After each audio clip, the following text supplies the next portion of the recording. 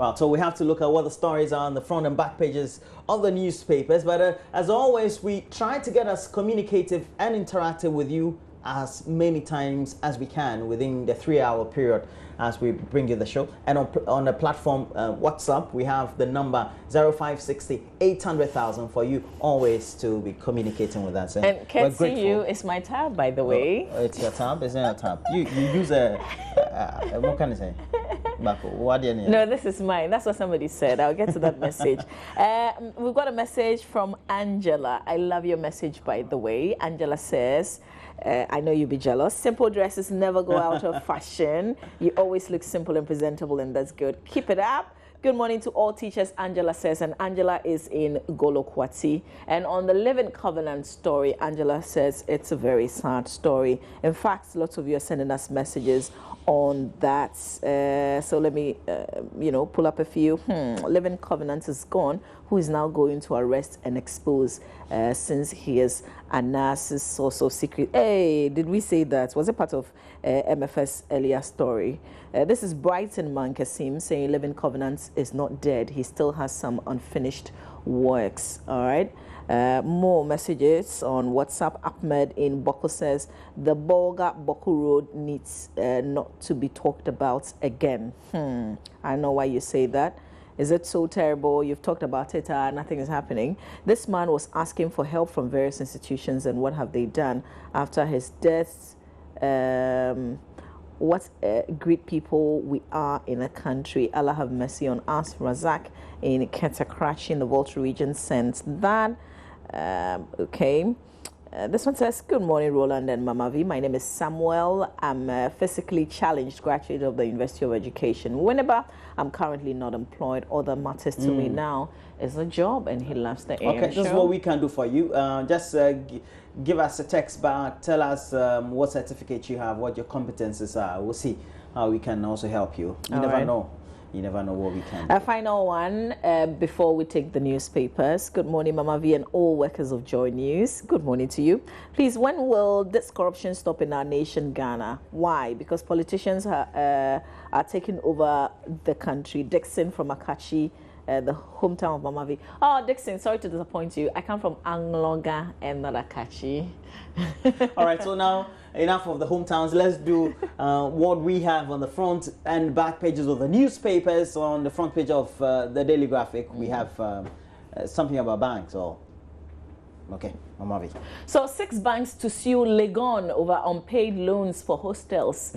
And the story says that 6 banks have threatened to sue management of the University of Ghana for failing to pay a loan facility the university took to construct hostels. Don't they charge a lot of money for the hostels? Yeah, and I think one of the lead banks, Cowbank, said, well, they've been charging those students who occupy the private hostels, but they've not been servicing the loans as they should. So I guess this means that they just have to renegotiate the terms of the loan. But the private hostel is owned by the university. I thought it was, this PPP kind of arrangement. They have this collaboration with SNIT and some other agencies, and they put together a private hostel. But deeply, the University of Ghana is also involved as part of the equity. And wow, like that. And it's 6 banks. Yeah, 6 banks that they took the loans I from. thought the ideal thing would be 2 banks. Not necessarily. It depends on, they have a lot of the hostels now scattered across the university campus. Yes. Just to create enough accommodation. But I'm just thinking that what would be, and forgive me for using the word reasonable, I'm just thinking that what would be reasonable is you build 1 or 2 or 3, and then after you've settled, then you build another one. Well, you have to look at it in the context of the increased admissions and programs that the university has had to accommodate over the last couple of years because of the demand for its services and things like that. So we have to put all that into perspective. And so the university also needs to provide enough accommodation. Yeah. It's not as if I'm doing PR activity for the university, but I know that's you went to school there, so that's fine. Well, we have announced a middle clash again. The fight between undercover investigator Anas Aremeyaw gets a lot more interesting. He's clashing with a citizen vigilante, he's called Martin Amidu, a former attorney general. He's taking another twist with more accusations and counter-accusations being bandied about. So what is this really? What is this about? What intro is this? Yeah. What is this about? I don't know. I don't know how even this just came about. I don't know. So why would you just sit? I mean, I can't believe that this whole thing has now become degenerated into Anas something. and Martin Amidu. Yeah. I don't get it. Well, but Martin Amidu definitely seemed to have a lot of information. I want to know where that is leading us to. Well, is he going to go to hoping. court? For example, yesterday you're supposed to have published a lot more information to buttress his point that will be of evidential value as far as what he put on the first.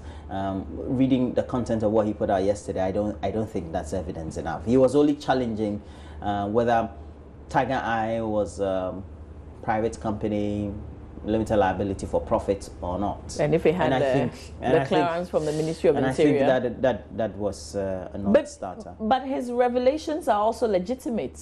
Well, are they not legitimate revelations? Whether they get to mar the reputation or the formal objective of Tiger Eye to be a mouthpiece, an investigative agency, so to speak, I think that's another thing altogether. Because sometimes you can do activity for public good, and you can't say because something has been done for public good, you can make conclusions that perhaps the beneficial agency, let's say the government, may have paid the agency to do its work. I think we also have to put things into perspective. And some people are saying that we should set up a committee to investigate. I don't know what we'll find out in the end, and whether the findings would even be made public. I think that is far-fetched. It's like news agencies, so to speak. You're a journalist. We do a lot of investigative pieces, but within the news, we put in adverts. Are we selling the news or we're not selling the news? But would you say that we did the news because we want to sell it? No.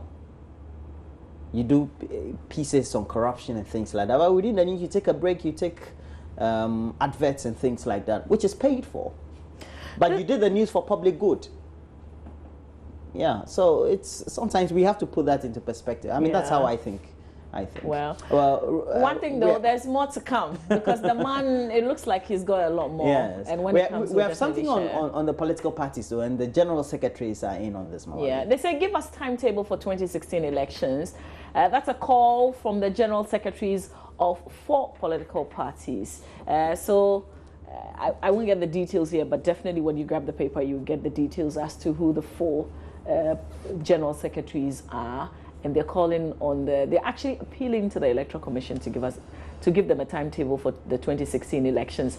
Is this normal? I mean, do we release a timetable about this time ahead of the elections? Well, I guess it's all with the apprehension and past precedents, what has been the case, the relationship between the political parties and the Electoral Commission, especially the last election, all the things that went about. The register was submitted to the political parties late in the political year, I think almost November, which should have been earlier than that, and they couldn't scrutinize adequately according to the claims that they were making. I am thinking that this call should hang on for a while, and let's find out the decision of the EC as to whether or not we're going to have a new register. Are we sticking with the old one? You're thinking then after that we can have... Exactly, because maybe they have bigger plans. Robert Skill, marketing officer of Vodafone, and the marketing officer of Vodafone Ghana was allegedly shot dead by 2 unidentified armed robbers at his residence at Sakumono near Jotasa Pharmacy in the... Oh, Jotafa. I know this place in the Greater Accra region. That's sad. On Wednesday. It should be Jotafa. Yes, Jotafa in Sakumono. Yeah. Daily Guide has a story. Probe DVLA $10 million deal. We know that it's a press conference that was organized by the New Patriotic Party, chaired by Freddie Blake. That puts me in as acting chairman. Acting chairman, or it depends on which of the divides you are on. You know, it's in interesting, the first vice chairperson of the party. Before it was, are you NDC or MPP? But now it's, if you're MPP, are you Afoko? Are you anti or pro? It's interesting. Gosh. I'm fit, ready. Nana Addo tells NDC, and the 2016 presidential candidate of the New Patriotic Party, Nana Addo Dankwa Akufo-Addo, says those wishing him ill health are in dreamland, as he has told party executives that he is fit to embark on a rigorous campaign to annex the presidency from the NDC. So Justice gets a new eye. 36-year-old Justice Ajakuma, who was recently shot in the eye by a yet-to-be-identified police officer during a demonstration in Accra, has finally had his damaged eyeball replaced with a prosthetic eye. So what does it mean? He can see? He can't. He can't? Yes. Okay, but at least... toy eye. It looks like a real eye, but it's toy. Okay.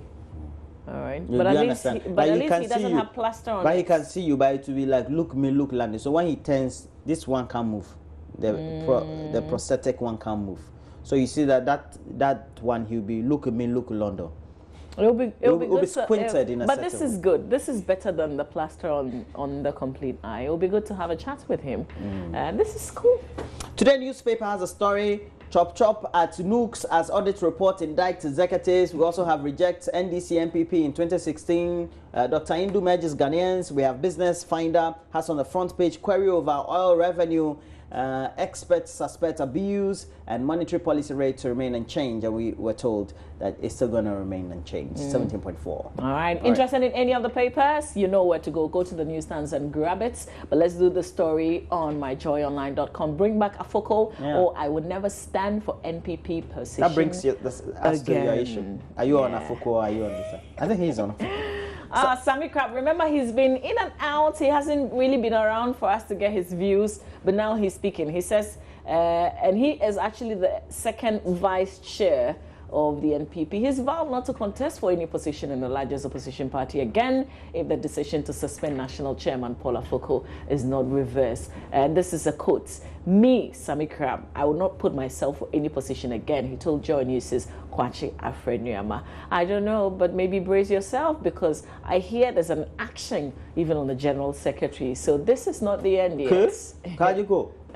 Yeah, so get ready for more NPP. City FM Online, let's quickly run through some of the headlines. Amidu to head to court to expose Anas. Anas showed the video on corrupt MPs.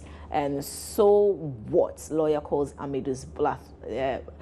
Yesterday I listened to him. I mean, I think I love that guy, Kisi Ajaben. Kisi Ajaben. I need to meet him.